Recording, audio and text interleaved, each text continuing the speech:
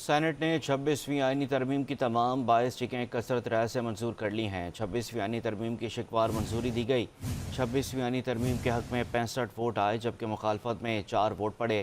حکومت کو ترمیم کی منظوری کے لیے 64 ووٹ درکار تھے۔ حکومت نے آئینی مسودے میں مجموعی طور پر 22 ترامیم کی ہیں۔ بلوچستان نیشنل پارٹی کے 2 سینیٹرز نے بھی حکومت کی ترمیم کے حق میں ووٹ دیا ہے۔